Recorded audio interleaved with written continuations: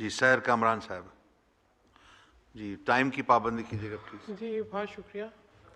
Speaker साहब, जो 6 फरवरी को अफसोसनाक वाक़या हुआ, सुसाइड अटैक हुआ इमाम बारगाह पे, यकीनन वो हमारे लिए अलार्म बेल्स रिंग कर रहा है।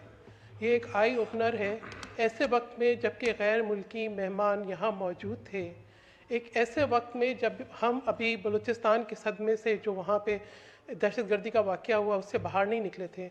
और इससे पहले नवंबर 2025 में इस्लामाबाद में एक और सुसाइड अटैक हो चुका था।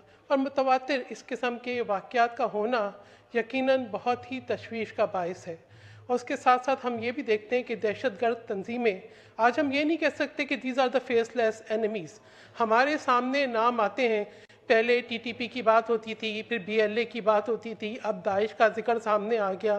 तो ये जो दहशतगर्द तंजीमें एग्जिस्ट कर रही हैं, ये कहाँ से इनको सपोर्ट मिल रही है, ये भी हमारे इल्म में है।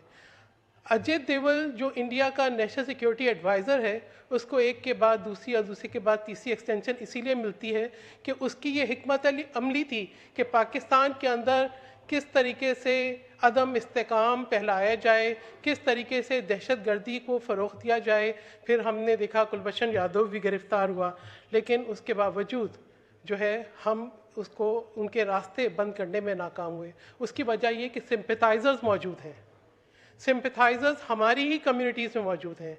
जब दहशतगर्दों के ख़िलाफ़ कोई कार्रवाई होती है तो वो उनके लिए हमदर्दाना सेंटिमेंट्स रखते हैं। तो दहशतगर्दी के ख़िलाफ़ कार्रवाई के लिए बहुत ज़रूरी है कि एब्सोल्यूट क्लैरिटी हो, एक फ़ैसला कुन मौक़िफ़ हो, और उसके लिए डेफिनेटली ये ऐवान एक बहुत अहम किरदार अदा कर सकता है, जैसे इससे पहले नेशनल एक्शन प्लान में हुआ था।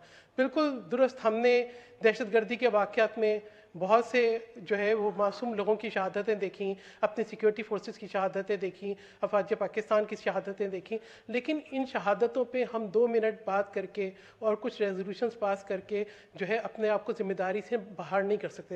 ये इससे हमारी ज़िम्मेदारियाँ ख़त्म नहीं होती। ज़िम्मेदारी ये है कि हम उन सिंपैथाइज़र्स को जो उनकी जो नैरेटिव है उसके लिए एक इफ़ेक्टिव काउंटर नैरेटिव, एक काउंटर टेररिज्म स्ट्रेटजी ज़रूर बनाएं, ताकि जो है उनको मौका न मिले। एक अहम बात मैं करना चाहूँगी, अभी CNN की एक रिपोर्ट आई थी डिप्टी स्पीकर साहब, जिसमें उन्होंने बताया कि अमेरिका जो अपना असला छोड़ गया था अफगानिस्तान में, वो आज पाकिस्तान में दहशतगर्दी के ख़िलाफ़ इस्तेमाल हो रहा है।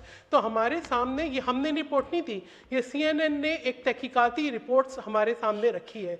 तो हमें ये पता लग रहा है कि दहशतगर्दी के कहाँ से लिंक्स मिलते हैं, कहाँ से दहशतगर्दी की कार्रवाइयाँ होती हैं। तो हम बजाय ये कि आपसी इख्तलाफात